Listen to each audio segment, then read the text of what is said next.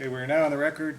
My name is Robert Ciceron, Vice Chairman of the Kentucky Public Service Commission, and I will be presiding today. And with me to the right is Chairman Smith.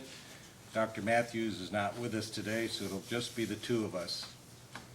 We're here today for case numbers 2019-00002, 2019-0003, 2019-00004, 2019-00005, 2019-00006, and 2019-00007, which are the two-year fuel adjustment clause reviews for Kentucky Power, East Kentucky Power Cooperative, Kentucky Utilities Company, Louisville Gas and Electric Company, Duke Energy Kentucky, and Big Rivers Electric, respectively.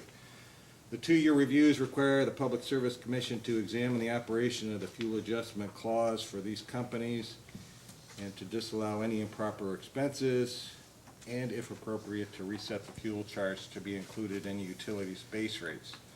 So we will proceed today by taking the cases in sequence, with KU and LG&E being taken concurrently. So we will start with case number 2019-00002, Kentucky Power Company.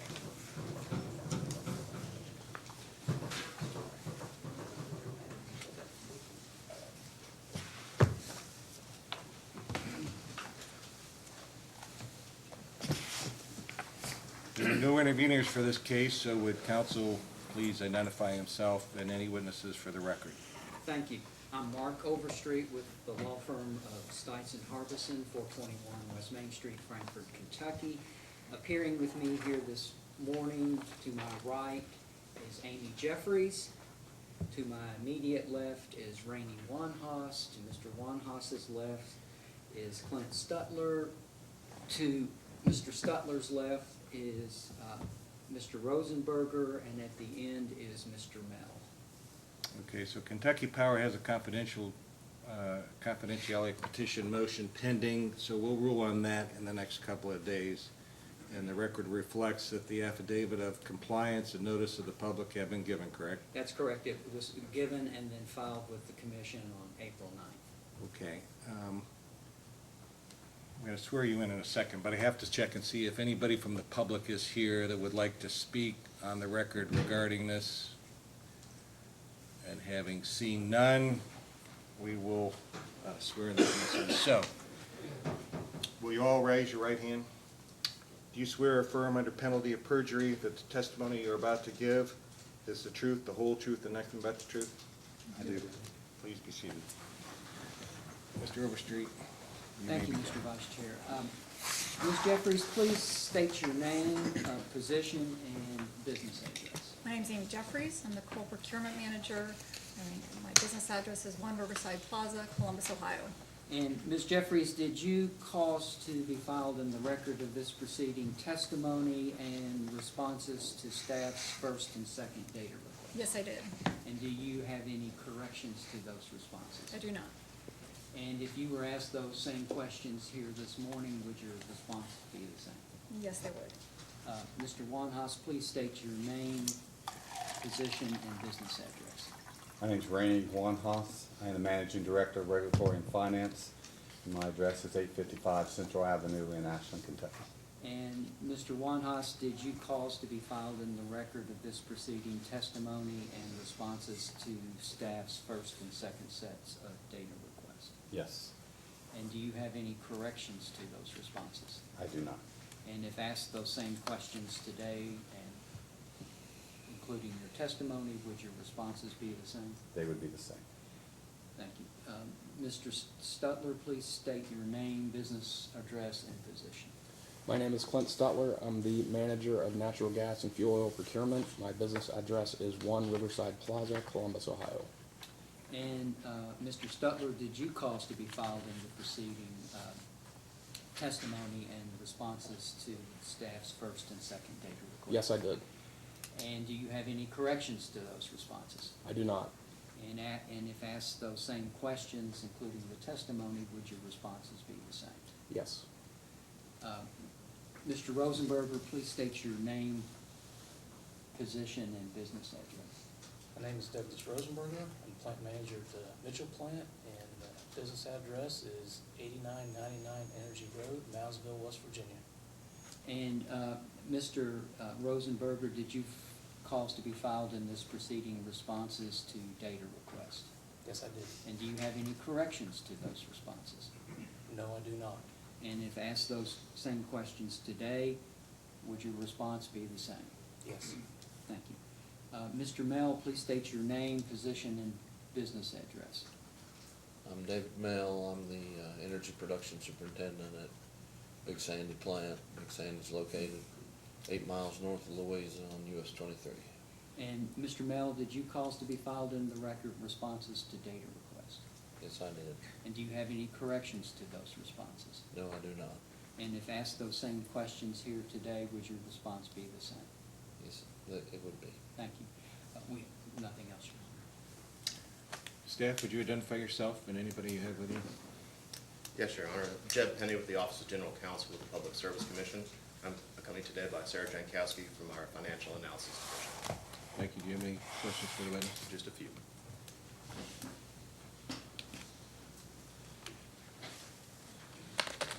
Collective good morning to you witnesses. I have first is a generic question regarding the green hat default in PJM.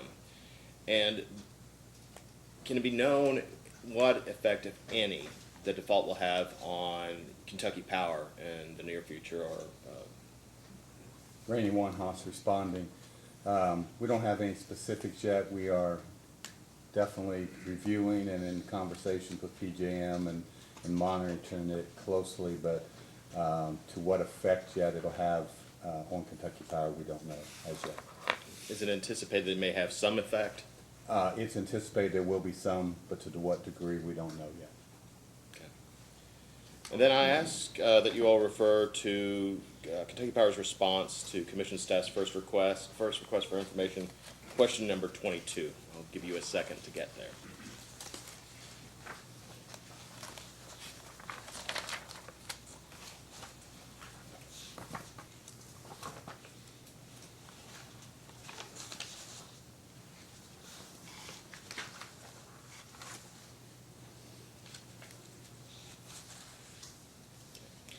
And could you explain, while referencing the response to this question, what is driving Kentucky Power's forecasted increase in projected fuel costs for the years of 2019 and 2020? Randy One-Hoss responding.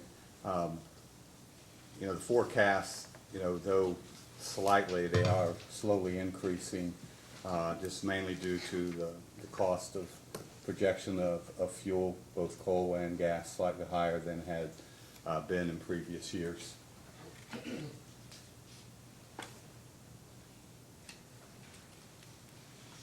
And I refer back to questions about Green Hat. Has Kentucky Power had to pay any of the price, any cost yet for the default of Green Hat in PJM? Randy One-Hoss responding, not to this date yet. And then I have a question, and the rest of the utilities, I'll ask the same question of them as well, so have their answers. Kentucky Power just gets the question first. But Kentucky assesses a severance tax on all coal mined in Kentucky. Is that correct? Randy One-Hoss responding, yes. Okay. And would it be fair to assume that the tax affects the price of coal purchased in Kentucky? Randy One-Hoss responding, the bids that come in, aren't detailed as to what is involved in that, to what extent it would be. We really don't know. We would assume that there's something in there, but clearly that none of the bids have that separated out. Okay, that was my next question, so thank you for answering that. And if the price of the coal severance, or if the coal severance tax increased the price of coal, would it affect Kentucky Power's coal procurement policies or practices? Amy Jeffries responding, it would not impact AEP's coal procurement policies. Okay, and then are you, the witness as a whole, aware of any other states from which Kentucky Power or AEP purchases coal that imposes a severance tax similar to Kentucky's, or a tax along those lines? Amy Jeffries responding. Other states that we purchase coal from for Kentucky Power do include a severance tax. I know West Virginia has a severance tax. They just had a bill that reduced that tax from 5% to 3%. That'll be effective, I believe, July of this year. Okay.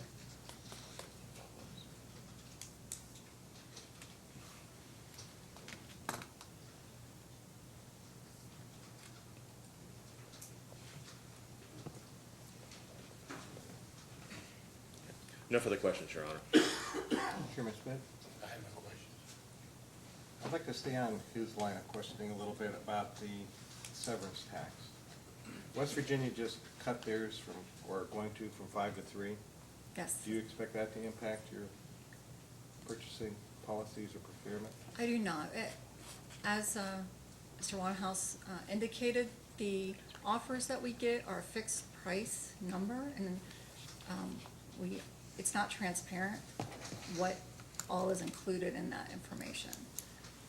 So we're looking at a delivered cost, the least delivered cost to the plant is how we make our decision on what we're gonna purchase. Okay, so I guess that's my next question. The bids, you say, are transparent to you, so you don't see whether there's severance tax paid or anything else. Correct. If your policy was to have that severance tax broken out, would it make a difference? Again, Amy Jeffries responding. Again, I think it's going to depend on what the total cost delivered to the plant. We're gonna look at the lowest cost.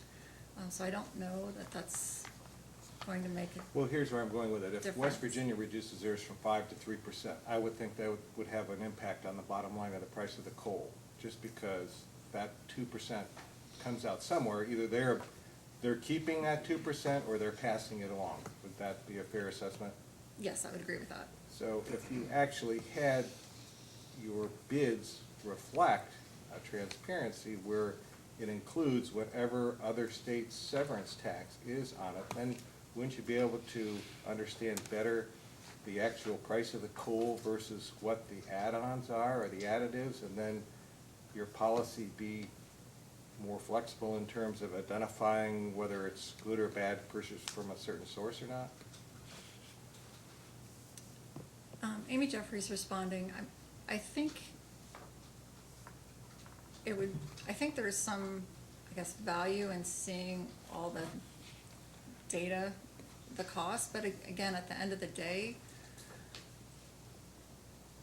I don't know that there's gonna be an impact to us. And the reason I say that is, cause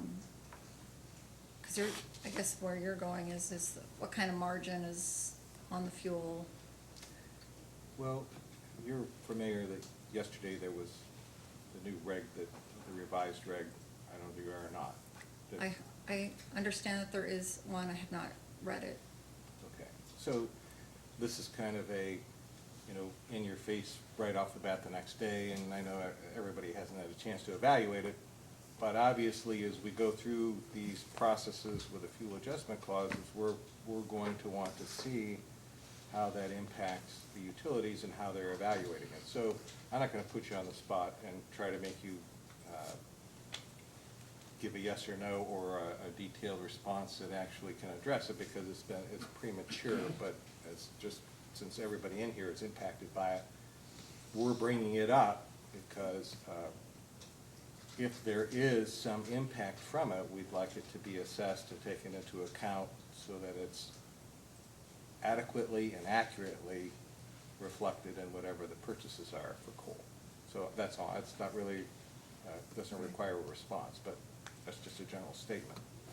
Understand. The only other thing I had was on this socialization, well, I'm calling it socialization, but this green hat with PJM. Has PJM given any kind of direction as far as what they're saying they think that the utility should do with this cost? Rainy One Haas responding. Yeah, I mean, they've had different meetings within PJM on discussions of, couple things. Number one, how do we not allow this to happen in the future?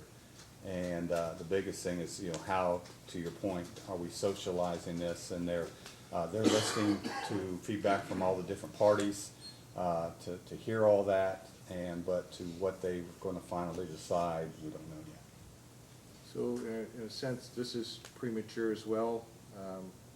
It sounds like this PJM may have as much or more responsibility for what happened here than anybody, but yet this could be a pass-through to ratepayers for a mistake that was made.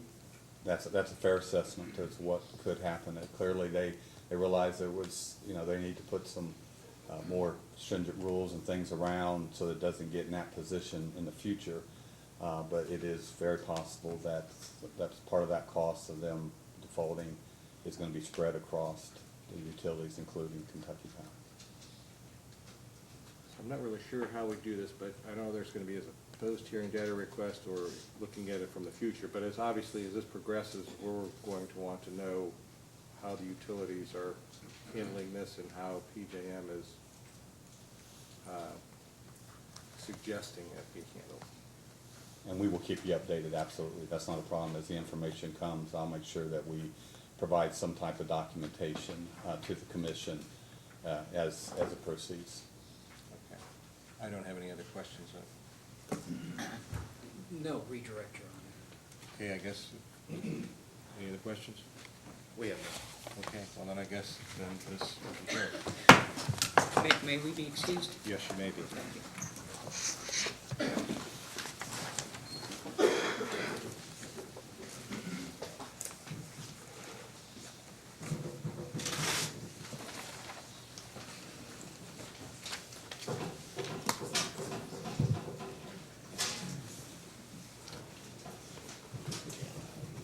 So the next case is number 2019-00003, East Kentucky Power Company.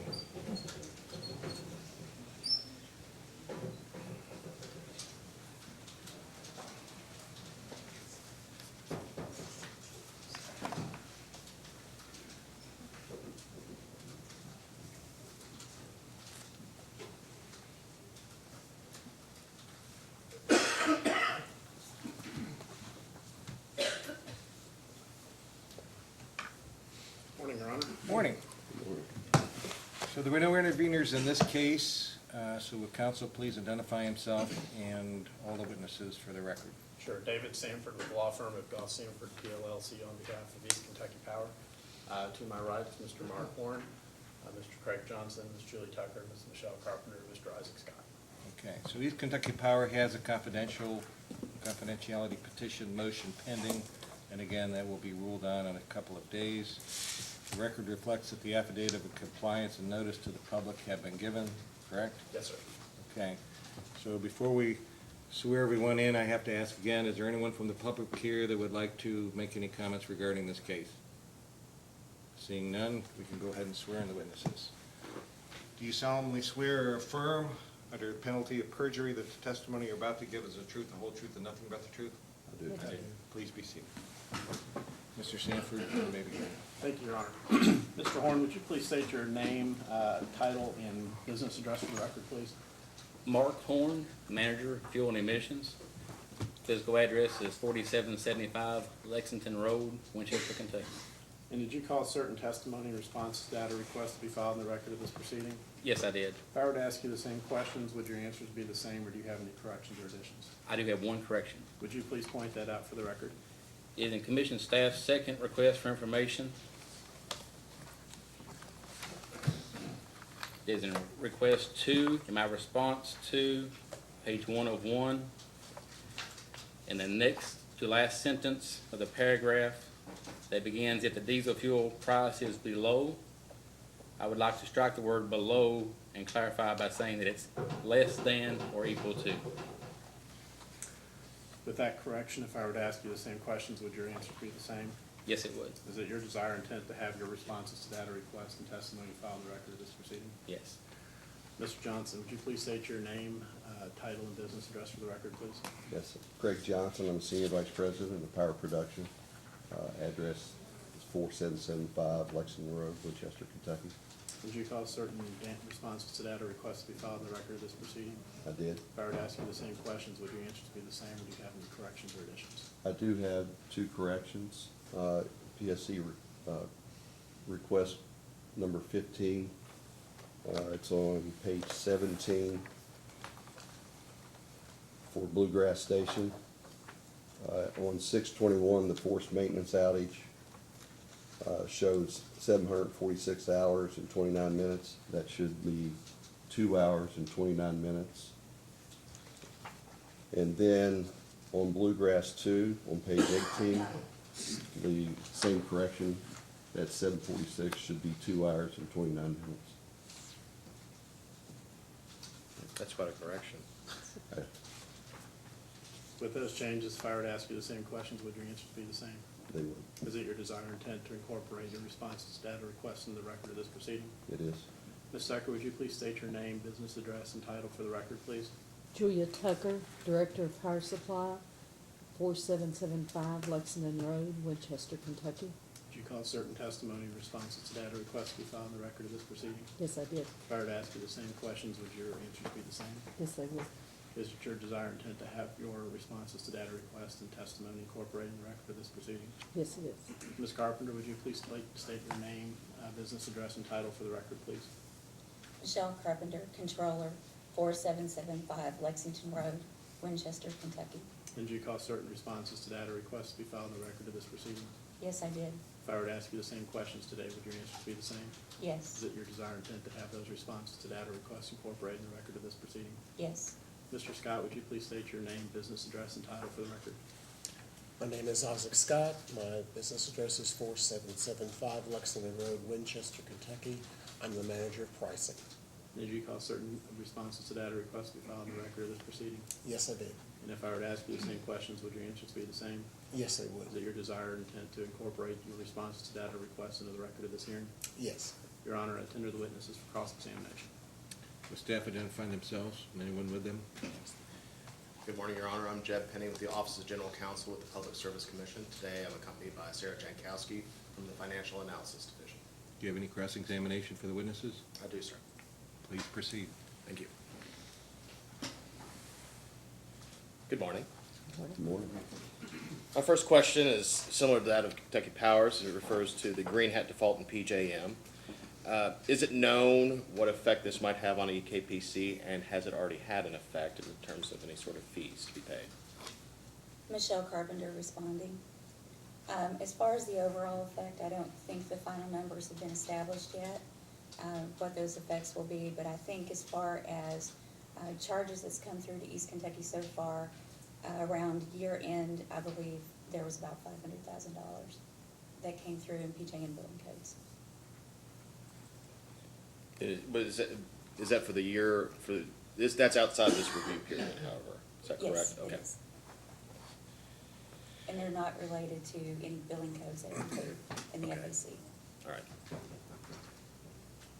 And so, just to clarify, so those costs, if they were to be passed on, would not be through the FAC, but it might be, how would those be passed on? That's not been determined yet. However, we have an established set of PJM billing codes that we've been approved to include, and it's expected that the Green Hat settlement will not come through allowable billing codes. Okay, all right, thank you. I ask that you refer to commission's, the responses to commission staff's first request for information, question number 4.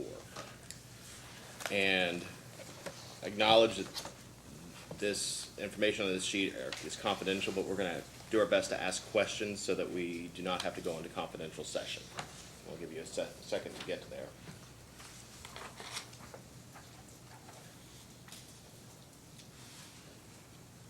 And I'm particularly looking at confidential bid evaluation sheets, page 3 of 23.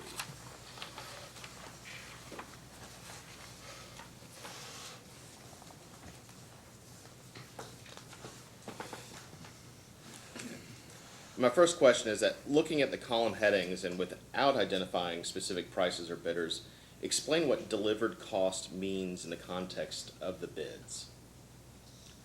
Mark on responding.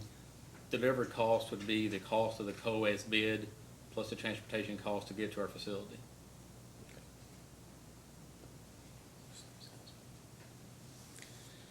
And then, on that same sheet, the prices listed under the evaluated cost column are different than those listed in the delivered cost column. To explain a price differential, describe the process EKPC employs to arrive at an evaluated cost. Mark Horn responding.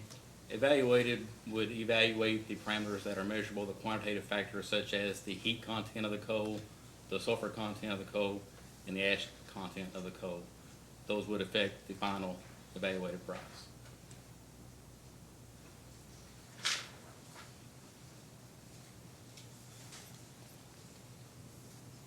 And does the evaluated cost also take into account the delivery costs? Mark Horn responding, yes. Okay. And for this sheet, the particular contract reopener recommends that coal be purchased from a number of suppliers. Did East Kentucky purchase coal from all of the recommended suppliers? Mark Horn responding, yes. Okay.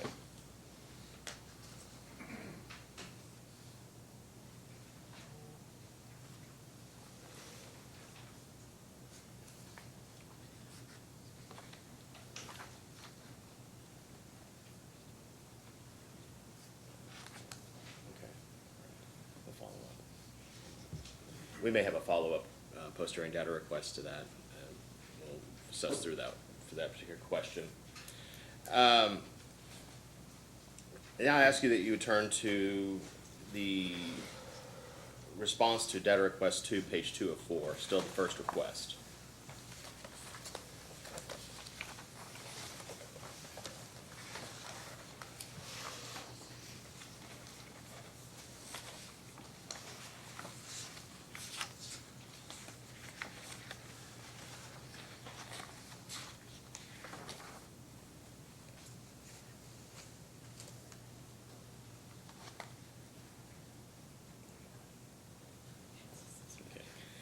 If you could, and this is, I'm looking at page 2 of 4 in particular. I'm sorry, actually it's the response to DR1. My handwriting's not very good today. I'll give you 1 second to get to the response to 1, page 2 of 4.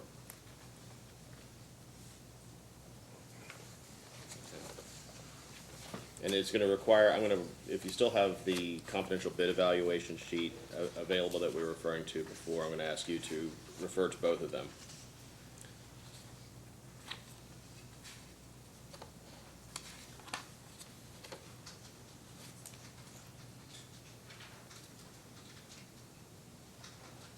Okay. So under column F of the response to staff request 1, page 2 of 4, under current price paid per ton, the listed price is different, or less than that's listed in the bid evaluation sheets. Can you explain how the price listed in the response to data request 1 is derived and how that relates to the different prices listed in the bid evaluation sheets? I'm sorry, can you clarify what page you're on again? I'm on page 2 of 4 to request 2. I apologize, request 2, not bid request 1.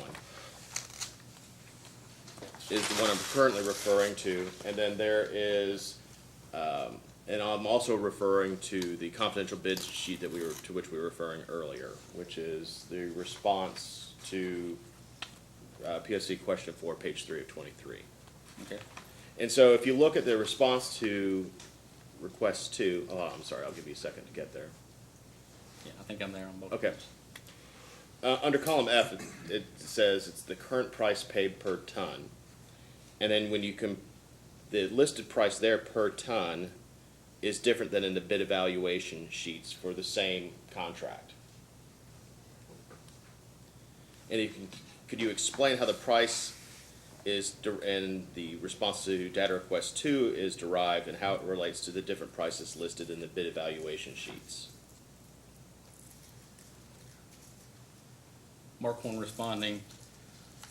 On request 2, page 2 of 4, the current price is the current active price of the contract at the time of the response. Request 4, page 3 of 23, will be the new bid price after the reopener period that would become effective January 1. Okay. two separate terms. Okay.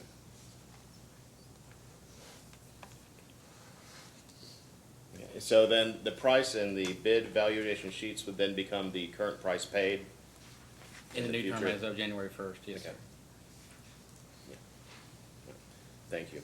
And I don't think I have any questions about any more confidential information, but I still have some questions. Sorry to get your hopes up if it's misled you.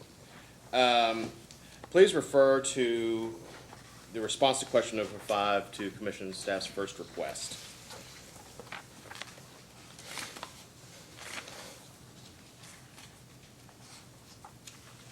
And I'd ask how to explain how the oral contract process works for East Kentucky. Mark Horn responding, if there should be a need, and it could be as simple as needing a quick response because the actual burn has now exceeded the projected burn, we may call the normal reputable suppliers that would typically respond to a written RFP, and we'll call those to get a quicker response, and they would give us the bid orally. And so, did Cooper suddenly need 99,000 tons of coal? And if that were the case, you contacted those reputable sellers, is that correct? Mark Horn responding, yes, sir. Could you please refer to the response to question 22 for the first Commission staff's first request?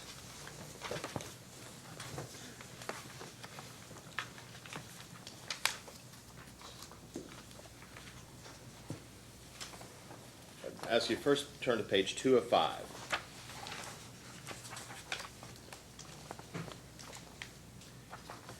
My first question is, could you explain why coal prices are expected to be higher for all of the Cooper and Spurlock units compared to the 2-year review period?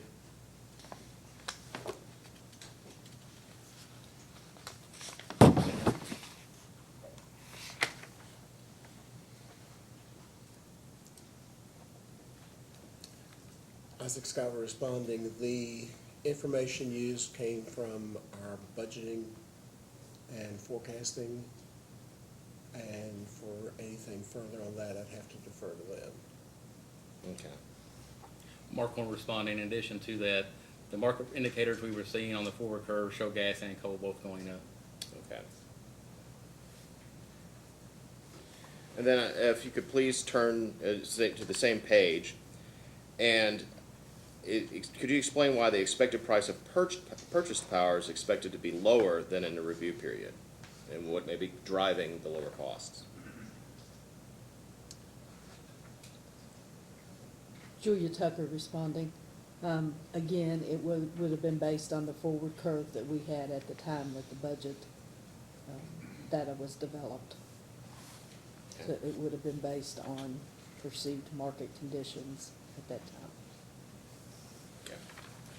So can I ask a question on that?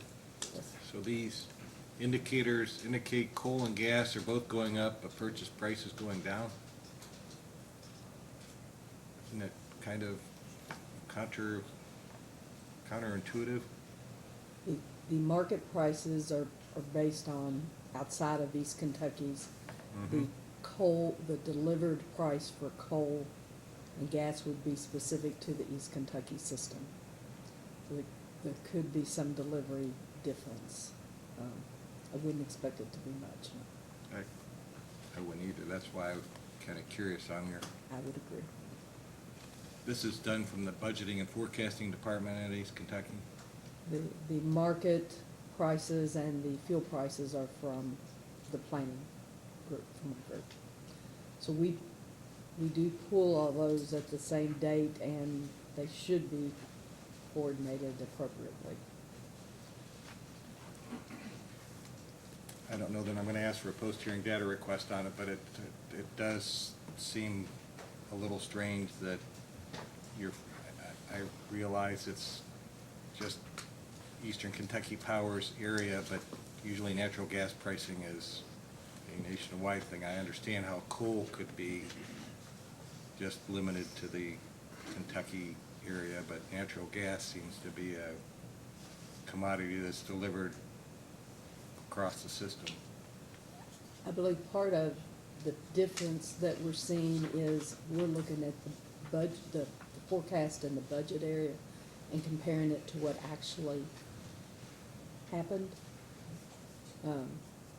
At that point in time, and I suspect that's where the disconnect is that the actual, what we actually saw came in less than what had been projected, and those projections had not reflected that lower price at that point in time. So it's still showing.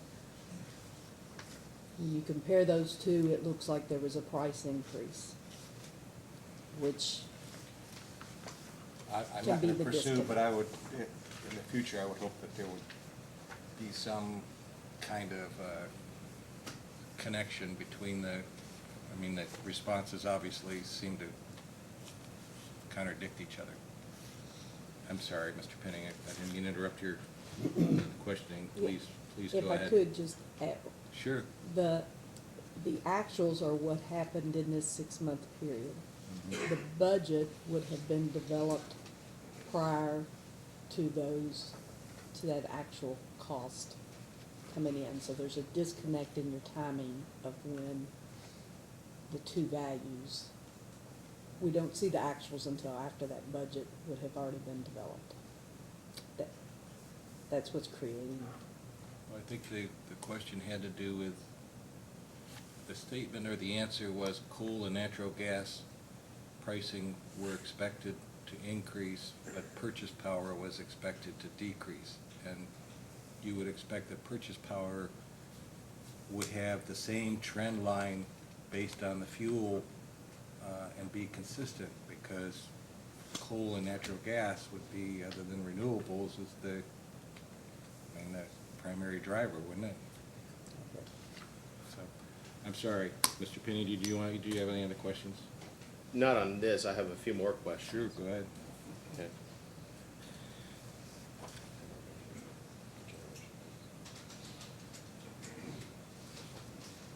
Okay.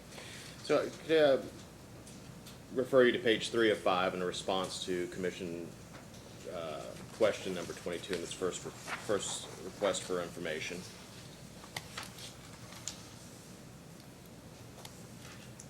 And in the resource mix chart, East Kentucky expects its power purchases to increase about 35%, but the generation percentage falls from 73.44% to 64.05%.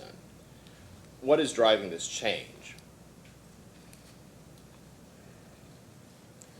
Isaac Scott responding. The information I had available from our budgeting of how we were going to utilize our resources indicated that we would be increasing to some extent our utilization of our CTs. We also have the additional availability, I believe this is correct, of Bluegrass Unit 3 in this period, but it's overall that there was some expectation that there would be more utilization of the CTs. Okay. And in what capacity would the CTs be used? Are they generally used as peakers? Julia Tucker responding, yes, sir, and this trend goes along with what we just said on the last page. The market price was lower, fuel was higher, so it was cheaper to purchase as opposed to run our units in the model. And, you know, comparing the 2019 and 2020 mixed budgets, Cooper's 2020 budget is half of the 2019 budget. Can you explain why? Julia Tucker responding, again, it has to do with the market price assumed and the price for fuel at the Cooper plant. The Cooper plant resides very much on the bubble. It depends. It's very close to what we see on market pricing. So if market goes down a little bit, the runtime at Cooper goes down drastically. If the market price goes up slightly, the runtime at Cooper will go up. And so when you mean on the bubble and the mark, you're talking about sending power into PJM? Correct. Okay, all right. And could you explain the negative generation mix for Cooper, Spurlock 4, and Gilbert?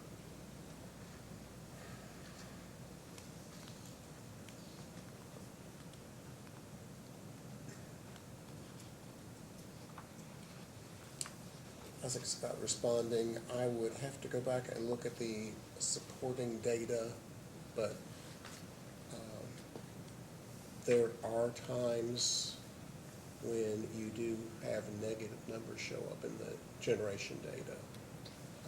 I can't speak to that specifically, but I would have to go back. The percentages generally are fairly low, so it's not a big item there, but Craig Johnson, reporting. I believe that's station service, so if the unit's off the entire month, we're actually, we still have to run all the auxiliaries in the plant. Okay. All right. And then I want to circle back around to a question about Cooper. So, because it resides in that bubble, is it used at all for base load, or is it primarily could be considered a peaker unit? Julia Tucker responding. It is still considered a baseload plant, so when it is called on, it will stay on for it will stay on for a minimum of 3 to 4 days at a time. But it is not utilized as the traditional baseload plant would be considered.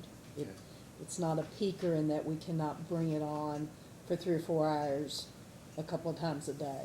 When it comes on, it stays on for multiple days, but it does not necessarily stay on for a month at a time. Okay. And how long does it take to bring it up online? Craig Johnson reporting, it usually takes about 8 hours, 8 to 12 hours.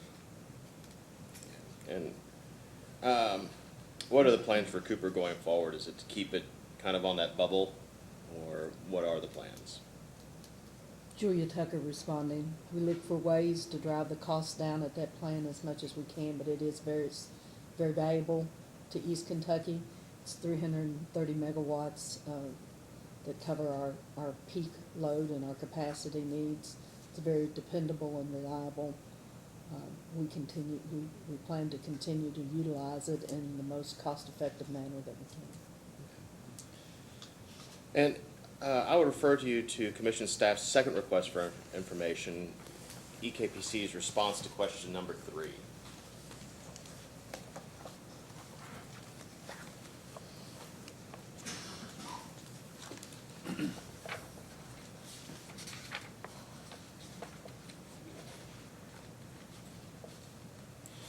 And in that, the response discusses testing lower quality coal in a Cooper station. Could you provide a detailed explanation of the test results of using lower form of coal? Mark Horn responding. In this particular test, where we did utilize a slightly lower BTU coal and a slightly higher ash, there was no measurable impact to the plant. It was able to reach capacity with the coal we bought. Okay, and by lower quality coal, are we also discussing lower price coal? It was slightly cheaper, yes, sir. Okay. So can it be anticipated that Cooper could burn that coal in the future? Not putting. Based on this test, Mark Horn responding, the answer would be yes. Okay. Do you anticipate any future tests on Cooper with regard to lower quality coal? Mark Horn responding, yes, we would try to extract the value out of Cooper by utilizing the lowest cost fuel we could find. Okay.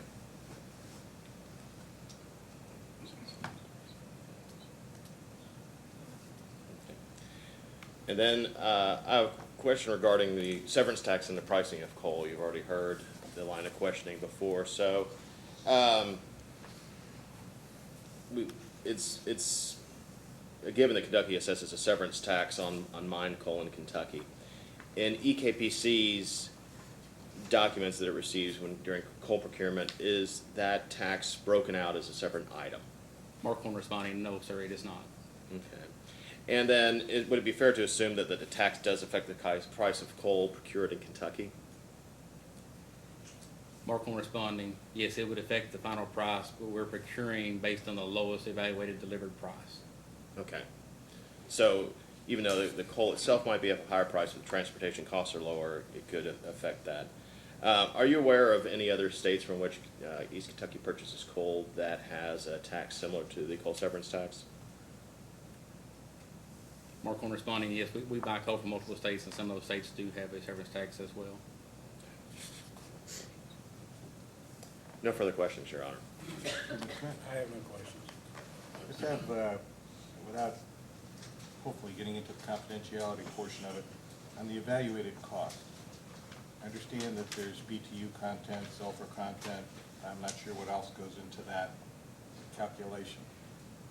Are those factors, the value of those factors in determining your evaluated cost, are those factors a scientific-based number, or are those East Kentucky Power's assigned values for those types of variables? Mark Horn responding, we do have a model that runs the evaluation, but the model is specific to East Kentucky Power based on our input. So they're your variables. I mean, they're developed, the variables are developed based on input from East Kentucky Power, not necessarily some scientific formula. It's formula, Mark Horn but responding, not. yes, I would qualify it that way, yes. So, since the evaluated cost is so important, the values you assign to your variables have a huge impact on what that final evaluated cost is, right? Mark Horn responding, yes. And so, what went into determining the value of those variables? Mark Horn responding, for example, the ash cost will be related to 10 years of history on ash maintenance on the mills or ash landfill costs that East Kentucky experienced.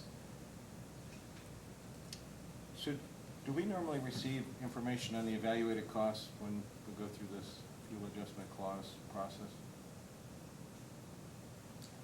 In other words, do they have the formula, I can ask you, do you provide the formula and the variables and their values in Mark that? Horn responding, no, you only see the final answer. The model is fairly complicated and fairly lengthy with numerous logarithms and fairly complicated.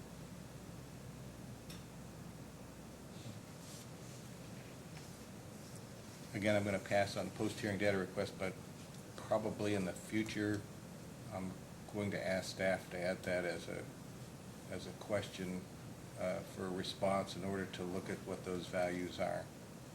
So I'm going to give you time to prepare for it. It's a curiosity thing. I don't have any other questions. Mr. Sanford, do you? No redirect, Your Honor. Any? No further questions, Your Honor. Unless there's any other questions, I think we're adjourned. You may be excused, yes.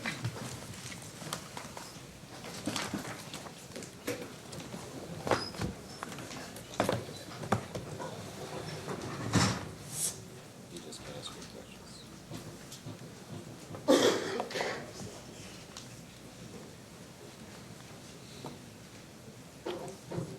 Next are cases 2019-00004 Kentucky Utilities and 2019-00005 Louisville Gas and Electric concurrently.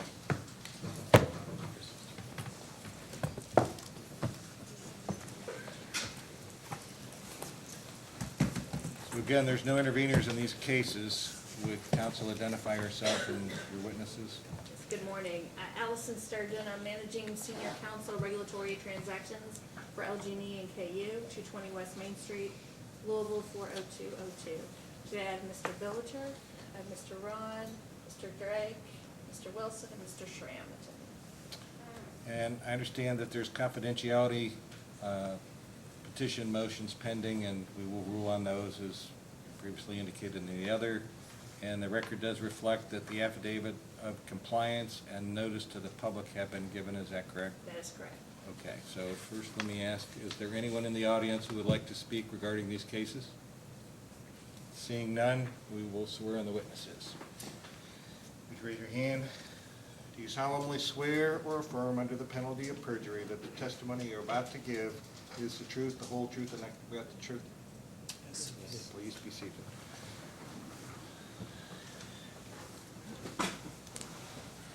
And Ms. Sturgeon, you may proceed and All right. with your witnesses. Thank you. Mr. Billicher, will you state your name, title, and business address? Yes, Delbert Billiter, manager of LG&E and KU Fuels, 220 West Main Street, Louisville, Kentucky. And did you cause to be filed testimony as well as certain data responses in the fuel adjustment proceedings for Kentucky Utilities and Louisville Gas and Electric Company? Yes, I did. And do you have any corrections today? No, I do not. And if I were to ask you those same questions today, would your answers remain the same? Yes, they would. Mr. Ron, could you state your name, title, and business address? Eric Ron, Manager of Revenue Requirement Cost of Service, 220 West Main Street, Louisville, Kentucky. And Mr. Ron, did you cause to be filed certain data responses to questions in the fuel adjustment clause proceedings of LG&E and KU? I did. Do you have any corrections today? I do not. And if I were to ask you those same questions today, would your answers remain the same? Yes, they would. Mr. Drake, could you state your name, title, and business address, please? Michael Drake, Director of Generation Services, 220 West Main Street, Louisville, Kentucky. And Mr. Drake, did you cause to be filed certain responses in the LG&E and KU fuel clause proceedings? Yes, I did. Any corrections to those responses? There are not, no. Okay, and if I were to ask you those questions again today, would your answers remain the same? They would. All right. Mr. Wilson, your name, title, and business address, please? My name is Stuart Wilson. My title is the Director of Energy Planning, Analysis, and Forecasting. And my business address is 220 West Main Street, Louisville, Kentucky. And Mr. Wilson, did you cause to be filed testimony as well as responses to data requests in LG&E and KU's fuel adjustment clause proceedings? Yes. And do you have any corrections? I do not. And if I were to ask you those same questions today, would your answers remain the same? Yes. And finally, Mr. Schramm, will you state your name, title, and business address? Charles Schramm, Director of Power Supply for LG&E and KU, 220 West Main Street, Louisville, Kentucky. Mr. Schramm, did you also file testimony and data responses in these proceedings? Yes. And do you have any corrections? No. And if I were to ask you those same questions today, would your answers remain the same? Yes, they would. The witnesses are available for cross-examination. Thank you, Mr. Schramm. Would staff identify themselves and anyone with them? Yes, Your Honor. My name is Jed Petty. I'm with the Office of General Counsel of the Public Service Commission. Today, I'm accompanied by Sarah Jankowski from our Division of Financial Analysis. Thank you. Do you have any questions for the witnesses? Just a few. Please proceed. So refreshingly, I have no questions about Green Hat. My first question, I'd ask for you to look at KU and LG&E's response to data request 4, Commission's first request. And it's a confidential information. I'll do my best to ask the question so we don't have to go into confidential session.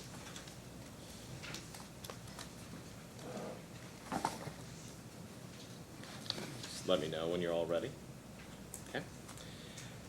And on this is page 1 of 2, our attachment to response, page 1 of 2. And here it says the action taken states that an amount of coal in tons was lower than the offered amount that was offered by the coal company. State if this had any effect on the final cost per ton, and if the final cost per ton is different than the amount listed under the offer, then explain why the cost is different. Delbert Billiter responding. It did not have any impact on the cost of the fuel.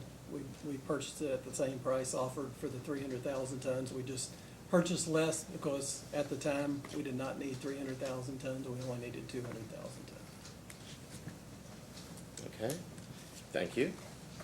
I have no more questions with any confidential information. So my next question simply refers to the Kentucky Sold Coal Severance Tax. You've heard the questions I've asked of the other utilities. We've established that it is assessed on coal mines in Kentucky. Are KU or LG&E aware of how that cost is factored into the cost of coal procured in Kentucky? Is it broken down into the coal procurement sheets that you receive, or is it lumped together, or what? Delbert Billiter responding. It is not broken out separately on the offers that we've received. Okay. And are you aware of what effect, if any, the Kentucky Coal Severance Tax would have on KU and LG&E's coal procurement practices?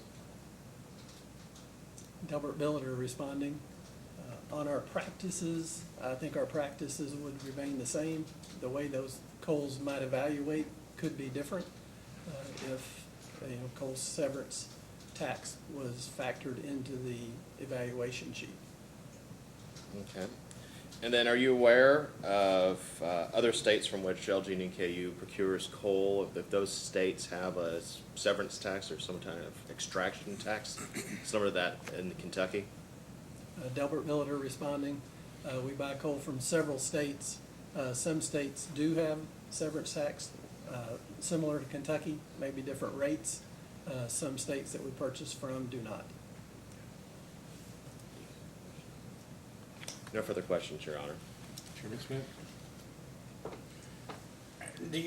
Have you had a chance to review the proposed regulation that was published yesterday? Delbert Builder responding. I just briefly reviewed it maybe 10 minutes ago, sir. Well, I guess the bottom line is the purpose of at least the portion of the regulation that deals with the Kentucky coal severance tax is to either remove a disincentive or to incentivize Kentucky utilities to purchase Kentucky coal. And that would require someone to calculate the severance tax, and for purposes of reasonableness, the commission would not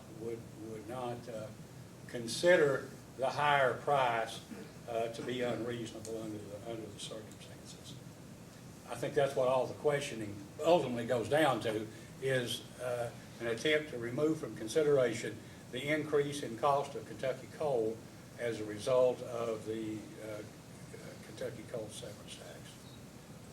And that request was made by the Kentucky General Assembly or the House of Representatives essentially to us. So I have no further questions or statements. It doesn't require a response on your part. I have no questions. Any cross? No. Mr. Penny? No further questions. And that being the case, then this case is adjourned. Thank you. You may be excused.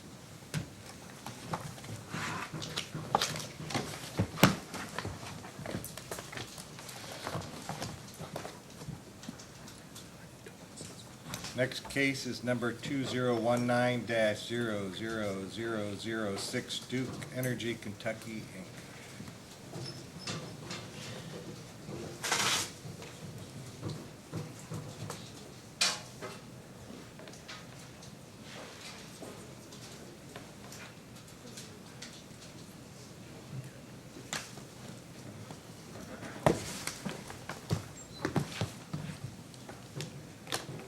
There were no interveners for this case, so would counsel please identify yourself, your clients, and any witnesses for the record. I'm Allison Honaker from the law firm Goss Sanford PLLC. I'm here on behalf of Duke Energy Kentucky.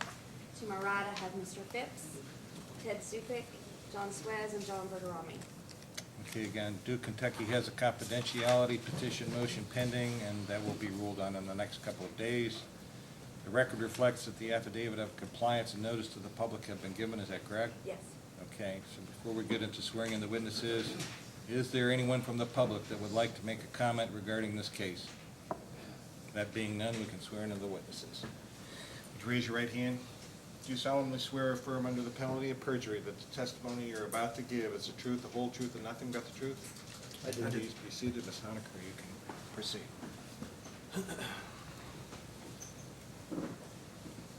Good morning. Mr. Phipps, can you state your name, title, and business address for the record, please? Yes, my name is Brett Phipps. I'm the Managing Director of Fuel Procurement for Duke Energy. My address is 526 South Church Street, Charlotte, North Carolina. And are you the same Brett Phipps that filed direct testimony and responses today to requests in this proceeding? I am. Do you have any corrections to make to any of those documents today? I do not. And if I were to ask you those same questions today, would your answers be the same? Yes. Is it your desire and intent to incorporate your direct testimony and those responses into the record of this proceeding? I do. Mr. Zupik, could you state your name, title, and business address for the record, please? My name's Ted Zupik. My title is Rates and Regulatory Strategy Manager, and my address is 139 East 4th Street, Cincinnati, Ohio. And are you the same Ted Zupik that filed direct testimony and responses today to requests in this proceeding? Yes, I am. And did you also file a correction to one of your data request responses yesterday into the record? Yes, I did. And other than that correction that you filed yesterday, do you have any other corrections to make to any of those documents today? No, I do not. If I were to ask you those same questions, would your answers be the same? Yes. And is it your desire and intent to incorporate the testimony and the responses into the record of this proceeding? Yes, it is. Mr. Swez, can you state your name, title, and business address for the record, please? Yes, my name is John Swez. I'm Director of Generation Dispatch and Operations. My business address is 526 South Church Street, Charlotte, North Carolina. And are you the same John Swez that filed direct testimony and responses to data requests in this proceeding? Yes, Do you have any corrections to make to either of those documents? I do not. And if I were to ask you those same questions today, would your answers be the same?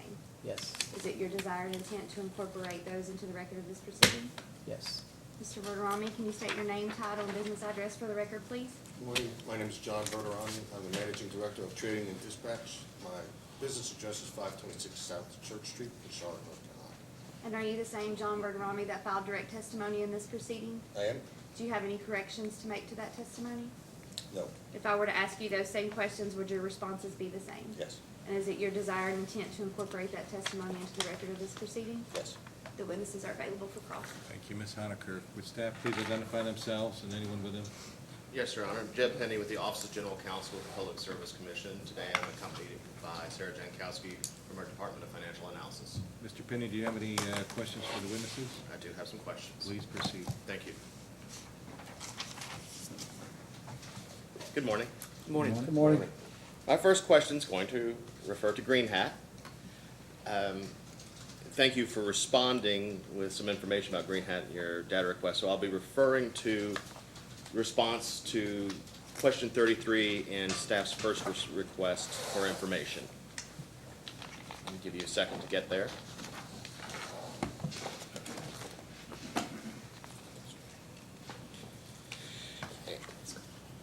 And could you explain how the liquidation costs associated with Green Hat are socialized out by PJM? John Verderami responding. Yes, there is a protocol for any kind of default in PJM. It's based on two factors. One, a broad allocation based on every member. I believe that's capped at $10,000, and then a pro rata allocation based on activity in the RTO. Okay. And is it dependent upon zones, or is it, as you said, it's... No, John Verderami responding, no, it is not. Okay. And could you refer to the charges to date related to the settled and liquidated Green Hat positions?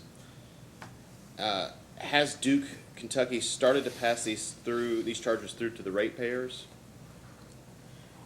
Ted Zupik responding, yes. Okay. And in what manner have they been passed on? Ted Zupik responding. It's been included, the months of July, August, September, and October were passed through in the FAC as a net fuel-related billing line item.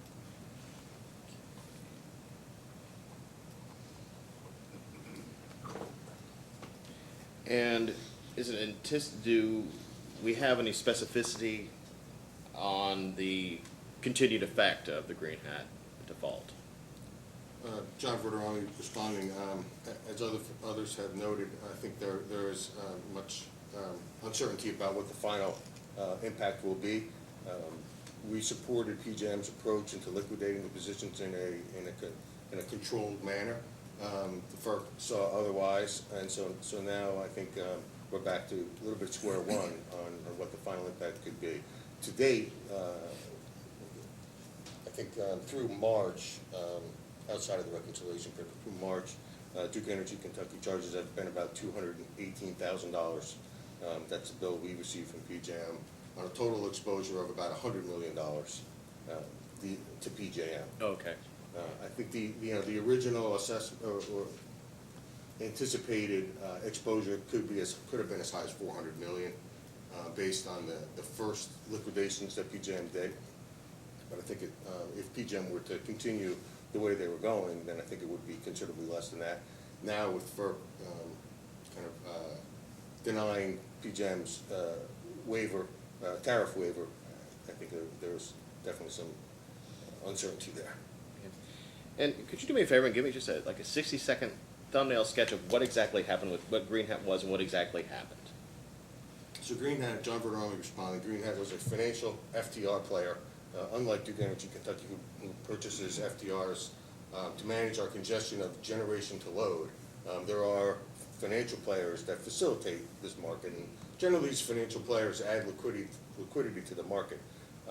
But it can be a fairly leveraged proposal. And I think that's really what happened to Green Hat. They were over-leveraged and undercapitalized, and as Commissioner Cicero mentioned, I don't think PJM quite understood the creditworthiness of the counterparty. And as their positions, FTRs are obligations, and as the positions changed in the marketplace, they just didn't have the liquidity to make the payments.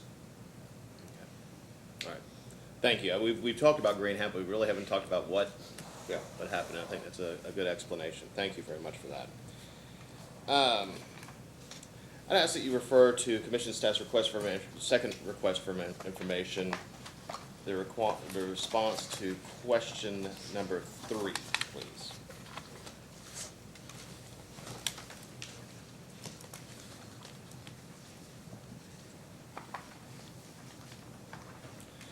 And could you explain why Duke Kentucky decided to use total fuel cost amount as the numerator for the calculation of its requested base fuel rate and not the grand total fuel cost that is used when calculating the monthly adjustment fuel rate?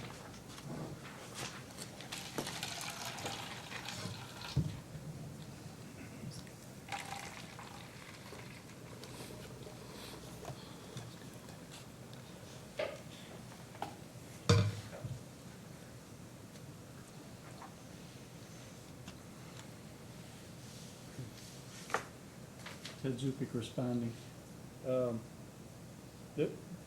This exhibit, the FAC factor is calculated using the grand total fuel cost column 3. Okay, so it is used in, it's not the total fuel cost, but the grand total fuel cost is used to calculate it? Yes. I mean, the total fuel cost was provided basically for information. The grand total fuel cost is what is used to calculate the total fuel cost in a given month. It includes fuel costs plus the minor adjustments, the over-under recoveries, RTO resettlements, and so forth. So the grand total includes that? The grand total fuel cost includes, the over-under recoveries, the adjustment for the RTO resettlements, and also the difference between the estimate and actual fuel cost in a month for the previous expense month.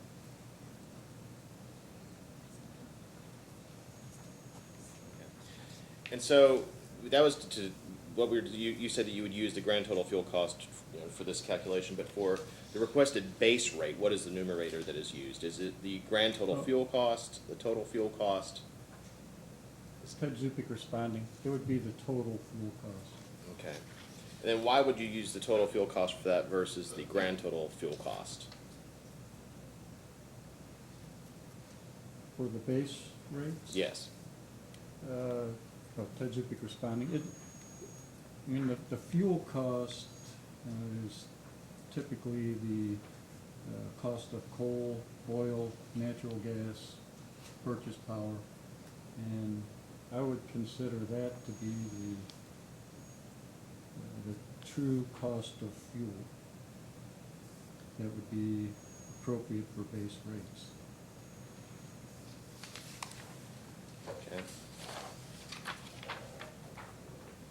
Okay, could you please refer to the attachment to the response to question number 3 and a second request for information?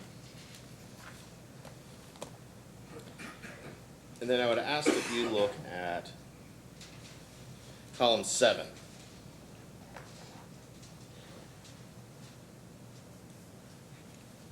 And since August of 2017, with one exception, the FAC factor rate has been a positive amount. Now, given that the rate has maintained a consistent charge to the customers, explain why Duke Kentucky is requesting a decrease in its base fuel rate. Ted Zupik responding. We are requesting slight decrease, that is true. And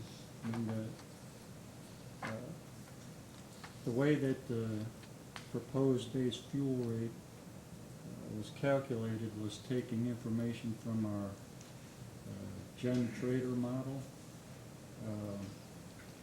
which contains a lot of information. I'm not an expert on that model, but it has a lot of information on the generating stations and market conditions. And even though the rate produced a slightly lower base fuel rate than what we currently have, and there's no reason to believe that what's determined in our model is not going to be accurate. Okay, and so does requesting a lower base rate, even though that, you know, it's, you seem to maintain a consistent charge in the FAC for a while, does that increase or decrease volatility for the ratepayers? Ted Zupik responding. I don't know if I can really answer that question because I don't know what's going to happen in the future. I mean, if you assume that the actual fuel is going to be, I guess, similar to what's happened in the review period, then you're probably correct. It might result in a slightly more volatile FAC. And were you in here earlier to hear the testimony of Kentucky Power and East Kentucky Power? Yes.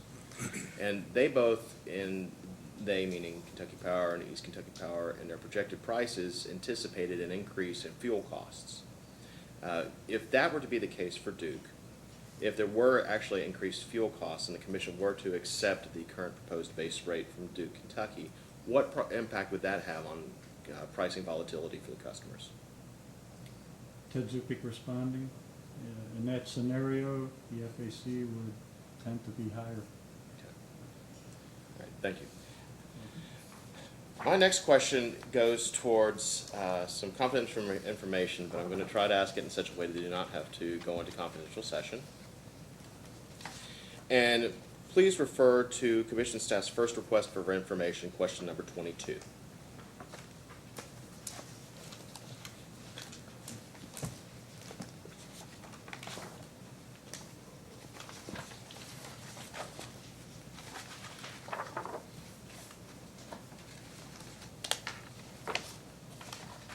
Okay.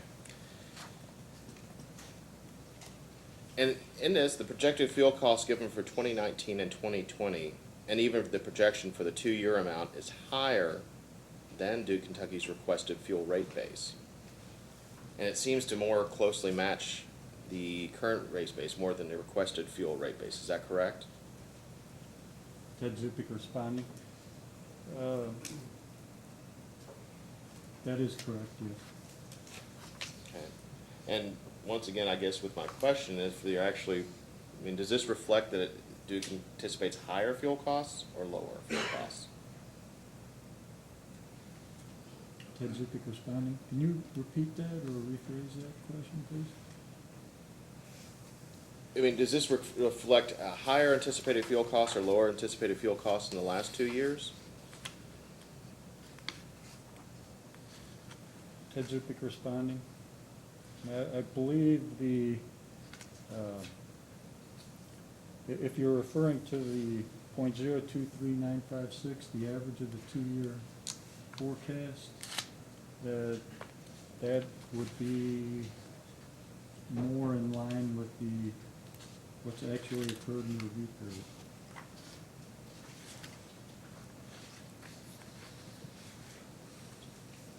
Okay, but the Duke included that as a projected per kilowatt hour cost, and just wanted for the record, I did not reveal the confidential information there, but Just reminded him. yeah, if it's yellow, I don't think you want to say it. But I mean, the kilowatt per hour that you stated was the projected fuel cost for the 2-year period of 2019 and 2020, and given that, it doesn't seem to, it actually appears to be the same or actually higher than the previous period, yet Duke is seeking to lower its base rate for or lower its FAC base fuel rate. Is that correct? Ted Zupik responding, that is correct. It was my understanding that when answering these data requests that we, even though the forecasted fuel rate was one amount, that we typically based our proposed base fuel rate on actual data that has occurred. And that's why when I selected October of 2018. Okay, and I guess if it is for what actually occurred, it appears that, you know, for generally about half, if not more, of the review period, there was a positive charge for the FACs. And so I guess we might follow up with some questions if we have any extra, but it goes back to my question though, is it looks like the fuel costs are anticipated possibly to be higher, as well as the anticipated per kilowatt hour charge. And that being the case, does it make sense for Duke to seek to actually lower its base fuel rate? Ted Zupik responding.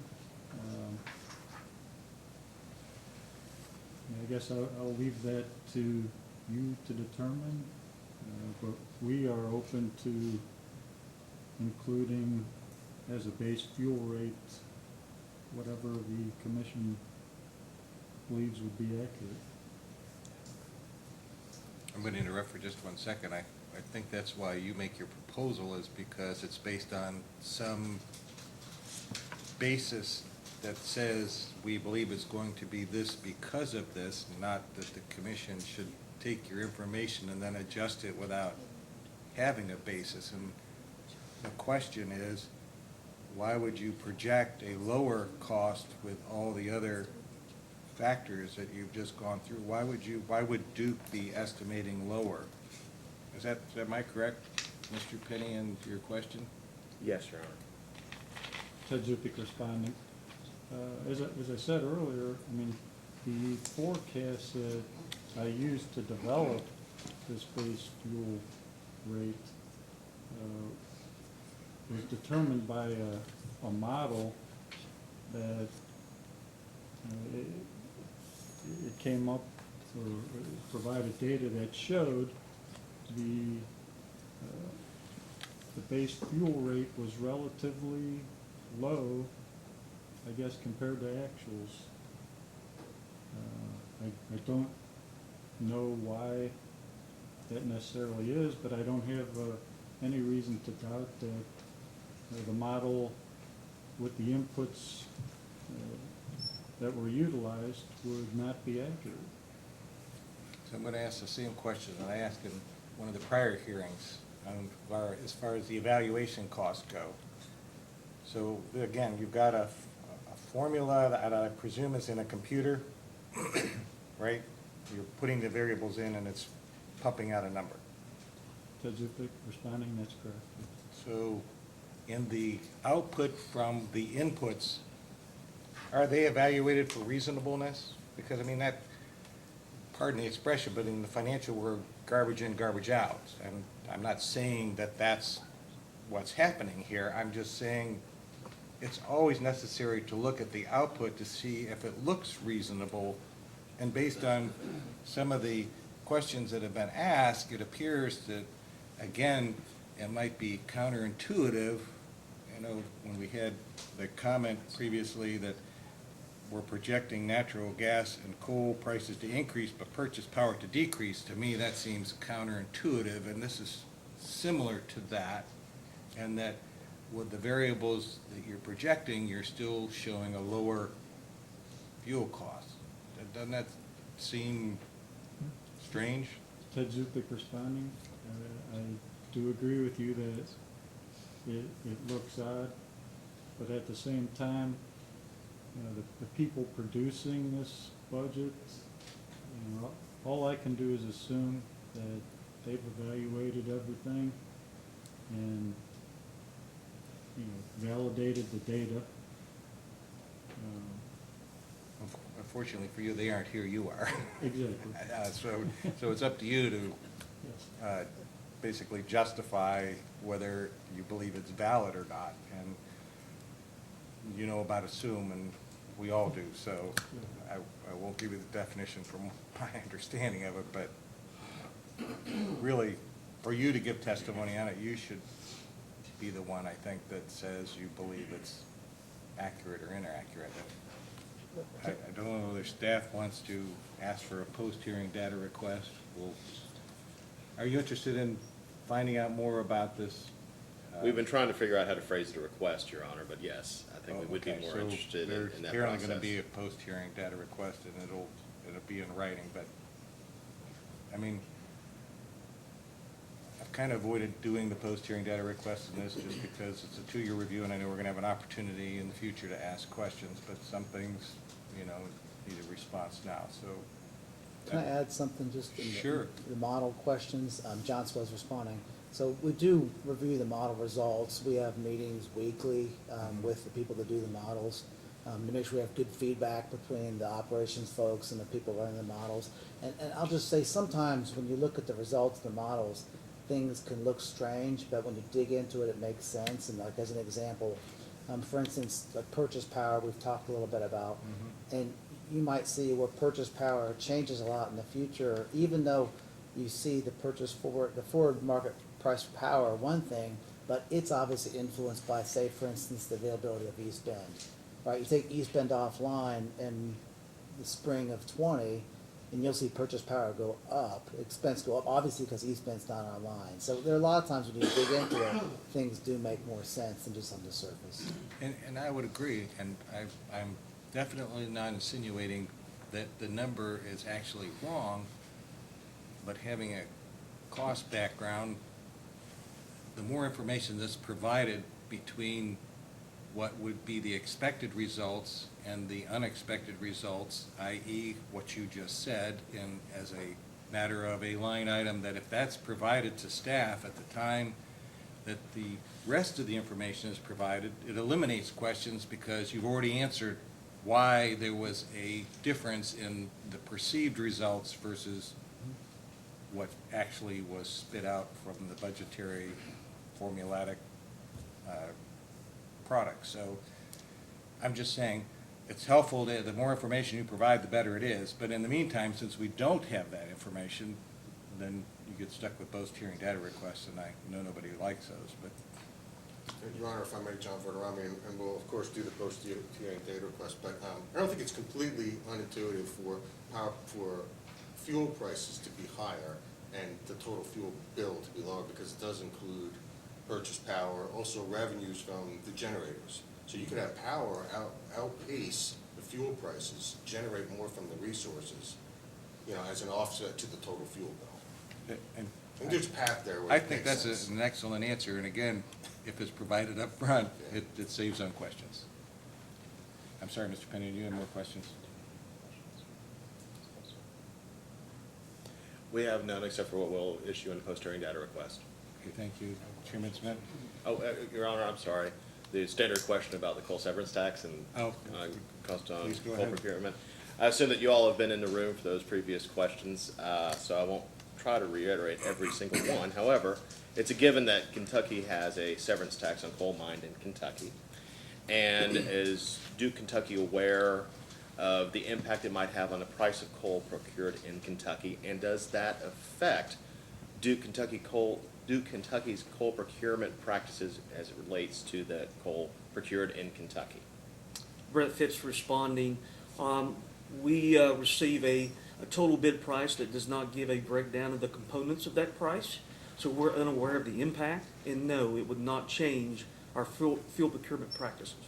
Okay. And are you aware of any other states from which Duke Kentucky procures coal that might have a similar tax to the Kentucky coal severance tax? Brett Phipps responding, yes, I am. Okay. No further questions, Your Honor. I want to go back to the green hat situation here real quick. So Duke said that they passed through in July, August, and September costs associated with a green hat charge that came in from PJM, is that correct? 218,000? Ted Zupik responding. Actually, for those months of the review period, it was $110,000. 110, so the total amount passed though is 218? Yes, well, the total, and subject to check on those numbers, the total may be 218,000, but the amount in the review period was 110,000. Okay, so- that's right, for the review period, it's 110. I'm looking more at the process than I am in the specific review period, just because I'm still trying to figure out what the process is and how it's been determined that it should be handled, because in prior testimony in the previous cases, there was, again, uncertainty, and Duke has indicated there's uncertainty as well, but has chosen to pass through costs that apparently haven't been done by the other utilities. And I'm curious, what was the basis, or what did Duke use as the basis for deciding to pass anything through to ratepayers? Your Honor, John Verderami responding. Our interpretation was these charges related to FTRs, the FTR process, which we do pass through revenues to customers through FAC since our commission's order in May of 18 on our base rate case. So as they were associated with FTRs, that the logic was that we would pass them through similarly. So I think you indicated that it was thought the exposure to PJM was 400 million, and it might be 100 million now, or somewhere in that range? Well, as I said, I think it's difficult to tell. I think arguably the higher range number happens when PJM tries to force this liquidation into a compressed time frame. When the financial players that are going to take PJM out of this position put a very high risk premium on the bids, right, that they're going to make to PJM. So I think that drives, I think, a lot of the range. PJM had chosen a path where these FTRs would self-liquidate on a month-by-month basis, and so that the actual loss passed through to customers or passed through to members would be the actual congestion, not some anticipated congestion that would happen if PJM liquidated the position immediately. And that's what PJM's, I think, realized when they first went to liquidate this very large position over several years, that the market couldn't absorb that kind of volume. It was disruptive. So, and it's a long answer to say I don't know what the exposure is going to be. So it's 110,000 for the period we're discussing. Jurisdictionally, just for Kentucky, was Duke hit with a much larger amount for all of its PJM territory? We have exposure in Ohio and some exposure in the Carolinas as well, because we participate in those markets. And the largest exposure was actually in Ohio. And did you handle those all the same way as you did Kentucky, passing through to ratepayers? Yes. And at this point, you don't know, because of the uncertainty, what the future exposure could be, because it's still unknown. It's still unknown how PJM is going to ultimately liquidate these positions. But the policy for Duke is going to be to process it the same way that you did for the 110,000 that was passed through. Yes. So if there was to be some more certainty that's established with this in the future, those could be subject to change depending on how it's interpreted by all parties. The 110,000 I'm referring to. I don't know how that's going to work getting out of the 2-year period review, but Yeah, it could be problematic because, quite honestly, PJM is now returning some of those charges subject to the FERC order that they have. They're in the process of trying to undo the settlements that they've done, and now rerun auctions for periods that have already settled. So it's fairly chaotic. so how does Duke intend on handling those refunds that come through after the close of the 2-year period? I'm sorry, I can't answer that. Well, I I know knew- we've had an issue with outside the 2-year period before. And I know when I first came to the commission, Duke had a situation with a $4 million Yes, refund that yes. they had initially intended to keep, and I'll congratulate Duke on deciding that it was better to refund that back to their customers. But this could be an issue in the future, just so Duke is prepared for this, depending on how it comes out. I don't have any other questions, Ms. Honaker. Mr. Penny? Truman? I guess we're adjourned. You may be excused.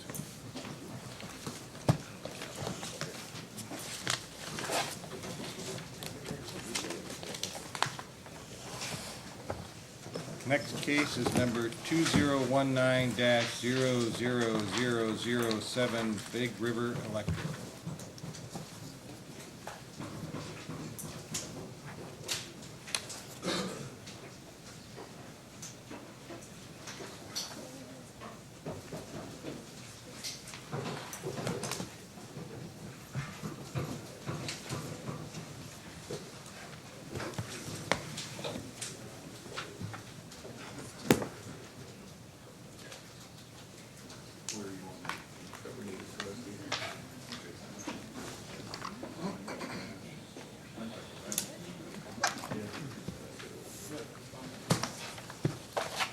We have a full house. Oh, that's all right. So there is one intervener for this case, and that is KIUC. So would the counsel for Big River identify himself, your client, and any witnesses for the record? Thank you, Mr. Vice Chairman. I'm Tyson Kamoff. I'm corporate attorney for Big Rivers Electric Corporation, 201 3rd Street, Henderson, Kentucky. I have with me in the witness box Mark McAdams, and over here to my right is Jason Burton and Chris Bradley, and then to my left we have Mark Akrit, Nick Caslin, Roger Hickman, Ron Gregory, and I believe that's it for our witnesses.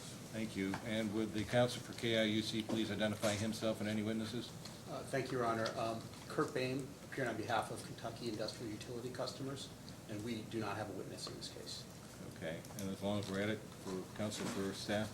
Jeb Penny with the Office of General Counsel from the Public Service Commission, accompanied today by Sarah Jankowski from our Division of Financial Analysis. Okay, thank you. So Big Rivers has a confidentiality petition motion pending. Again, that'll be ruled on in the next couple of days. The record reflects that the affidavit of compliance and notice to the public has been given, correct? That is correct, Your Honor. Okay, let me ask one question for the public. Is there anybody from the public that is here to speak regarding this case? Seeing none, we can swear in all the witnesses at one time. If you'd raise your right hand. Do you solemnly swear or affirm under the penalty of perjury that the testimony you're about to give is the truth, the whole truth, and nothing but the truth? I do. Please be seated. Mr. Compier, you may proceed. Thank you, Your Honor. Mr. McAdams, would you please state your name, position, and business address for the record? Mark William McAdams, Director of Fuels Procurement, 201 3rd Street, Henderson, Kentucky. Did you file testimony and sponsor data request responses in this matter? I did. Do you have any changes or corrections to your testimony or responses? I do. A singular question change that we need to provide. And can you explain what that change is? Yes, on PSC's item 1-3, in page 2 of 4, under the column Total System Station, at Green Station, the preceding 6 months burn in tons, there was an error. That number should read 764,256.18. There was also an error under Wilson Station, preceding 6-month burn. The corrected number is 626,952.68. Do you have any other changes or corrections? I do not. And with those two changes, do you, if I asked you the same questions that are in your testimony and data request responses, would your answers be the same? Yes, they would. Thank you. Mr. Akert, would you please state your name, business position, and address for the record? Mark Akert, Vice President of Energy Services, 201 3rd Street, Henderson, Kentucky. Did you file testimony and sponsor data request responses in this matter? Yes, I did. Do you have any changes or corrections? No, I do not. And if I asked you the same questions today, would your answers be the same? Yes. Mr. Caslen, did you file testimony and sponsor data request responses in this matter? Yes. And, I'm sorry, would you please state your name, position, and business address for the record? Nick Caslin, Manager of Finance. Business address is 201 3rd Street, Henderson, Kentucky, 42420. Do you have any changes or corrections to your testimony or data request responses? I do not. And if I asked you the same questions today, would your answers be the same? They would. Mr. Hickman, would you please state your name, business address, and position for the record? Roger Hickman, Regulatory Affairs Manager, Big Rivers Electric Corporation, 201 3rd Street, Henderson, Kentucky, 42420. Did you sponsor data request responses in this matter? I did. Do you have any changes or corrections to those responses? I did not. And if I asked you the same questions today, would your answers be the same? Yes, they would be. Mr. Gregory, would you please state your name, position, and business address for the record? Ronald Gregory, Director of Maintenance Services and Project Management for Big Rivers Electric Corporation, address 201 3rd Street, Henderson, Kentucky. Did you sponsor data request responses in this matter? Yes, I did. Do you have any changes or corrections to those responses? No, I do not. And if I asked you the same questions today, would your answers be the same? Yes, they would. And we have two more witnesses. I don't know if they need to move to be on camera. No, they're fine there. Okay. Mr. Burton, would you please state your name, business address, and position for the record?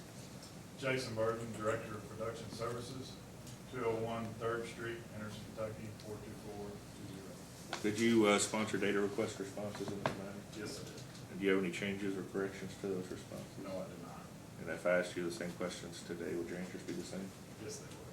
Mr. Bradley, would you please state your name, position, and business address for the record?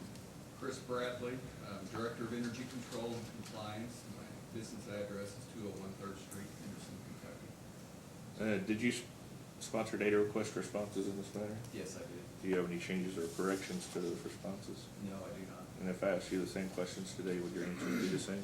Yes. Thank you. Yeah, Your Honor, the witnesses are available for cross-examination. Thank you. Mr. Bain, do you have any questions? Thank you, Your Honor. Just a few for, I believe all my questions will be for Mr. Caslen. Good morning. Good morning. Just want to talk about the last several FAC cases involving Big Rivers. There's been a controversy between KIUC and Big Rivers about the methodology used to allocate fuel cost. Is that correct? Correct.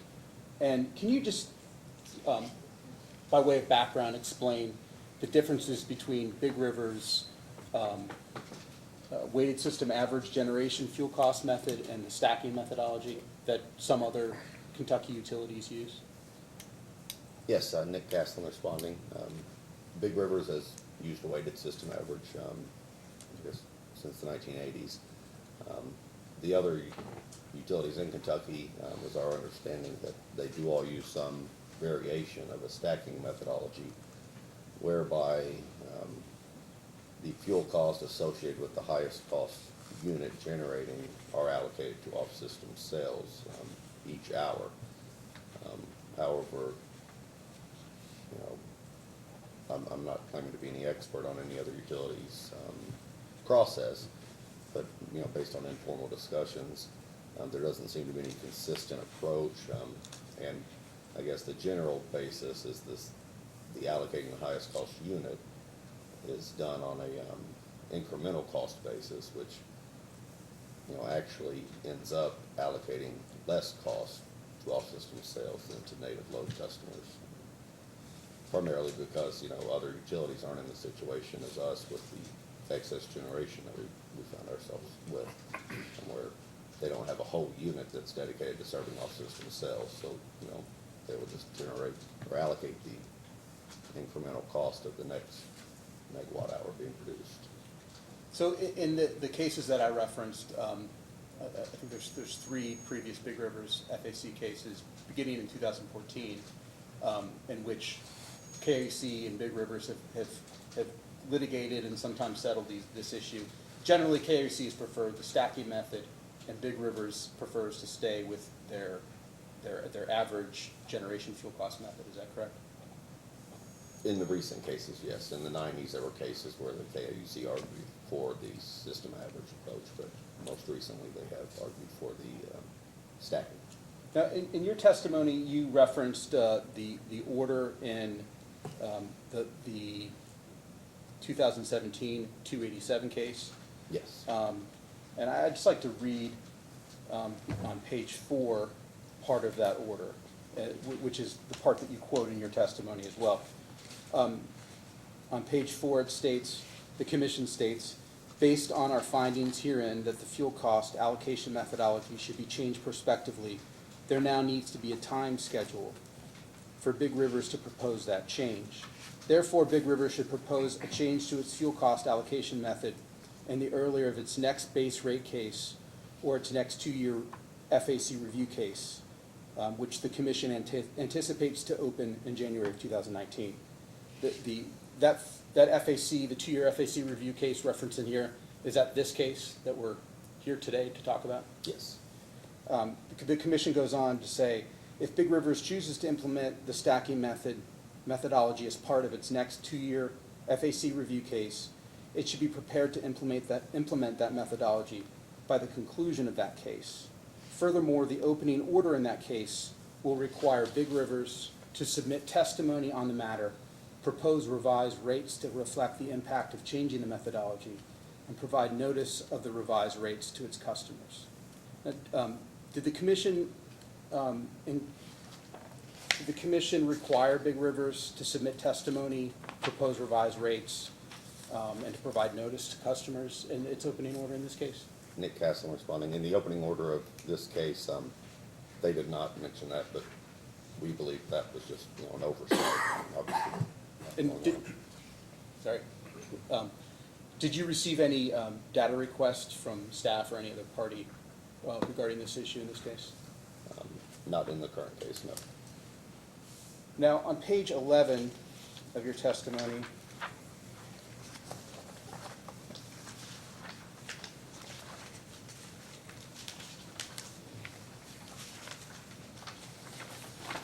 beginning on line 11,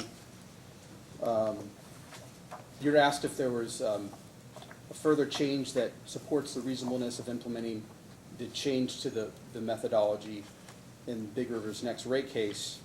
And you go on to talk about how the Big Rivers has idled Coleman, and the Station 2 generating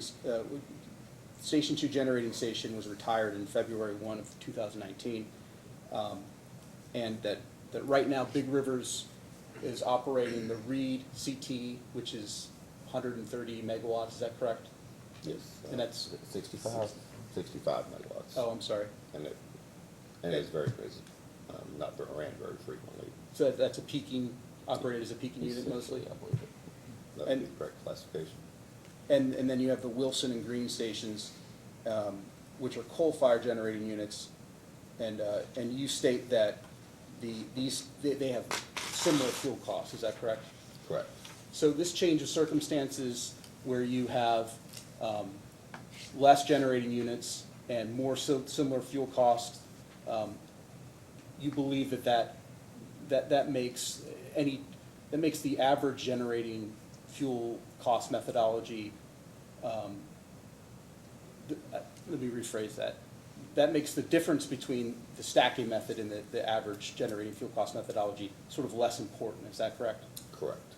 And can you just explain why that would be? Well, the Station 2 units, Nick Castle was funding them. The Station 2 units have historically had a higher fuel cost than both the Green and the Wilson units. So stacking, the Station 2 units would automatically always generally be at the top of the stack, being allocated first off system sales. Now, although the Green Station and Wilson, the prices aren't necessarily exactly the same, and one might be higher one month, one might be higher the next month, but overall, historically, they have generally been rather consistent. So, yes, it would kind of be developing the whole process to get the same result. And from the KAUC's perspective also, we believe that, the reason you all were arguing for the stacking is kind of a moot point now as well. And you indicate on page, I think page 12 of your testimony, that KAC is represented that they no longer view this issue as being something that needs to be addressed in between the rate cases, correct? Yes. Thank you. Those are all the questions I have. Thank you. Mr. Penny? Yes, just a few questions, Your Honor. Good morning. Good morning. And just to clarify, I'm trying not to question this, I'm not asking for testimony from Mr. Bain, but the last statement you said was that KAUC did not believe that changing the stacking methodology is necessary until the base rate case. Is that an accurate statement from anybody to say? I can address what KIC's position is, if that's fine with the commission. And we agree with Mr. Castellan's testimony that given that there's less generating units operating, and that the reading or the green and the Wilson station have have very similar fuel costs, that this isn't an issue that we think is an urgent issue to address in between rate cases. Thank you. Okay. Thank you. Thank you very much. I wasn't asking, I needed that clarification. Could you refer to the Commission staff's first request response to question number 2, please?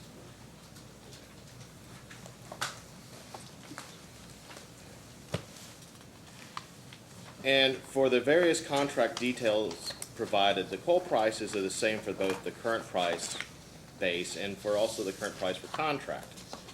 Explain on how and when these categories might be different. McAdams responding. These categories might be different if there is an escalation provided by the supplier as a result of diesel fuel cost or some other governmental imposition. In the case of this filing, that was not requested by suppliers, nor did we see an increase over the period of the filing.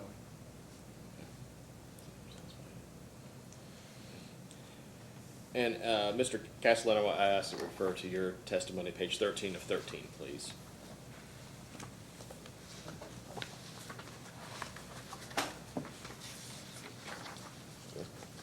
And then could you explain whether or how the proposed change in this stacking methodology will affect the sales to the KMEA contract or other bilateral non-member sales contracts that Big Rivers has already entered into?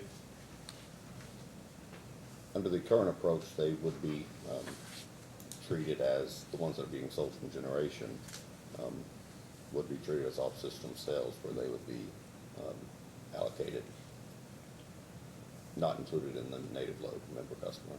Does that answer your question?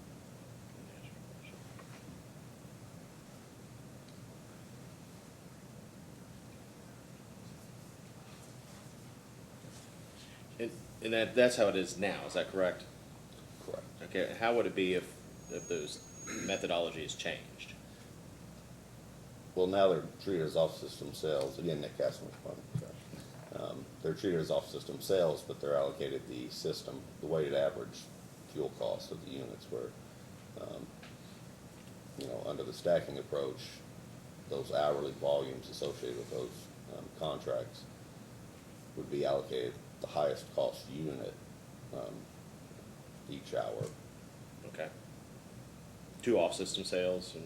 Well, to all off-system sales. So we would have our hourly volume data of off-system sales. So each hour we would look at, what units were running, and then the highest cost unit available, the highest cost unit would be based on the monthly average cost of the unit.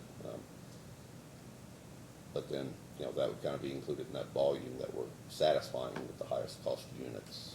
Okay. And then, assuming that the new stacking methodology goes into place, can you explain how Big Rivers will bid its energy into MISO and what the bid price is based upon? I mean, you may have already answered my question, but. Mark Akert responding. The stacking methodology would not affect the way we put the units into MISO. Okay. And so is the fuel cost, this quote-unquote stacked fuel cost allocation method, it's a after-the-fact accounting practice, is that correct? Nick Castle in front, yes. Okay. And so, so that between members and non-members, it would take after the, it take place after, the correction would take place after the sale, is that correct? Yes. Okay.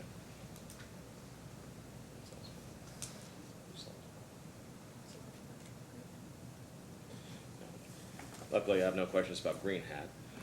But I do have a question about the Kentucky coal severance tax. I'm going to make the assumption that you all were in the room for at least some of the previous questioning. So that given that, so it's a given that Kentucky does assess a severance tax on coal mined in Kentucky. So my question is a few parts. One, does that affect the price of coal procured in Kentucky for Big Rivers?